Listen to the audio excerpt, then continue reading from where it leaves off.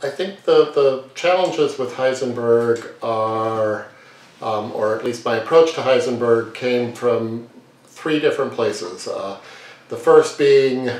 the title of the script and Heisenberg and the Heisenberg principle and how that mathematical scientific principle interfaces with this story, which has nothing really to do with science or mathematics but has to do with two people's lives.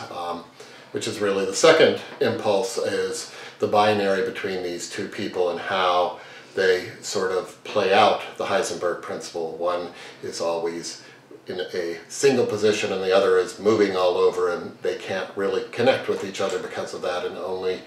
when they start to understand the differences in those positions, how they are able to connect with each other. And then the third impulse came from the stage directions for the play, which start out that there is no set, it's a bare theater, and the theater architecture is all exposed. This brought me to the fact that doing it in Burning Coal, where the theater architecture is always exposed, how do we draw attention to the theater architecture? One of the things I've always been intrigued about at the Burning Coal space is the proscenium arch there on the upstage wall. And so I thought, okay, let's draw attention to this and actually fill that in with black and then mirror that with the stage floor in black, painting the surround, which we often see as black, in the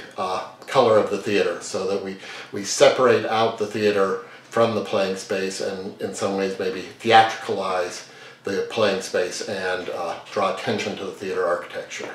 So that was sort of the beginning impulse from it, and quite frankly, I actually was thinking about this, as I often am, and the creative process contains a lot of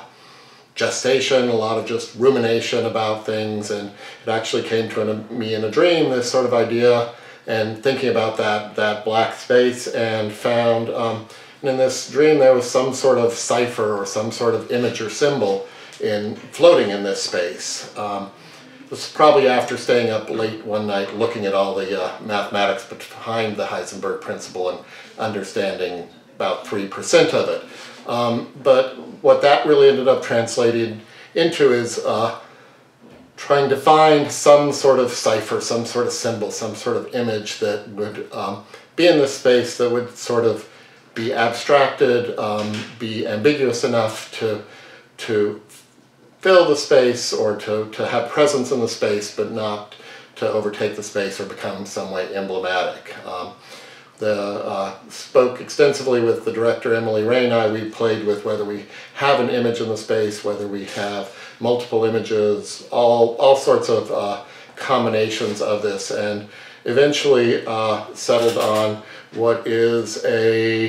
basically the integral symbol, which is the central symbol of calculus and is throughout all the mathematical formulas of the Heisenberg principle and throughout all higher mathematics. The beauty of the integral symbol is it also has these two sort of dots connected more or less by a line, so it sort of fulfills that sense of binary. And finally, sort of actually serendipitously, it also very much